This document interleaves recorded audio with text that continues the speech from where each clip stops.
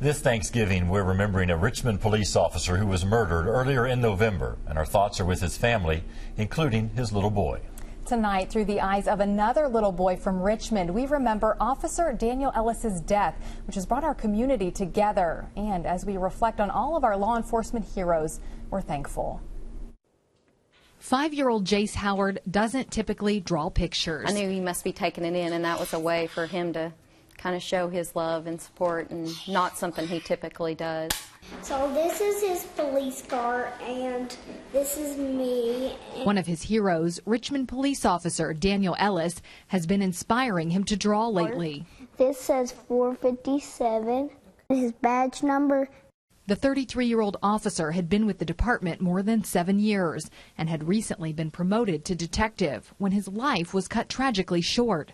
He was doing his job, and he didn't see the bad guy. Ellis was also a father, turning this kindergartner's thoughts to the son he left behind, 4-year-old Luke.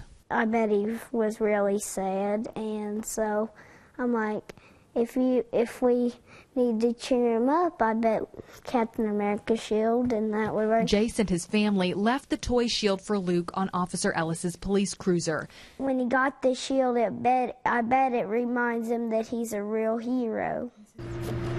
Barely visible through gifts and flowers, the cruiser a sign of the impact Ellis's death has had. Earlier this month, Officer Ellis was responding to a robbery call at this Richmond gas station that led him to an apartment where he was shot. The next 2 days, the community would hope and pray for his recovery at vigils that drew hundreds. And we cling to those promises tonight. But the outcome was grim. Ellis died 2 days after he was shot, leaving behind his wife, Katie, an assistant principal at Madison Central High School, as well as his son Luke, his parents, and many others. Following the unthinkable, the community support would explode.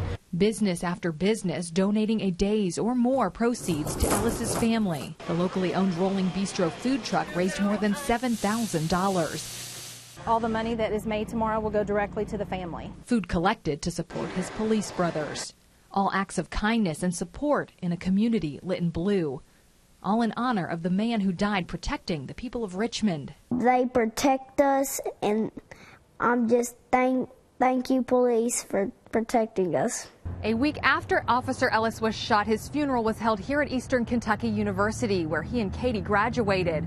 The attendance at the ceremony overflowed the more than 7,000 seats here inside Alumni Coliseum. Today we say goodbye to Officer Daniel Ellis, our Daniel. When they brung the casket, it made my heart happy that they brung it. Yeah. That's a respect thing to do. City leaders say the 100-mile journey to Ellis's burial site was a roadway lined with support. Every overpass, every little community, every little grocery store, every house that was on the road. Jace is hoping Officer Ellis will continue to draw people together. I was thinking about writing a note to the mayor about Officer Ellis's day where we could celebrate. No doubt Jace will keep up with his new hobby, drawing pictures for his hero and his son. The life and sacrifice of a police officer certainly changed this 5-year-old heart forever. What do you think you would want to tell him? What would you say to him? I'm sorry that your dad died, and I'll keep praying for him.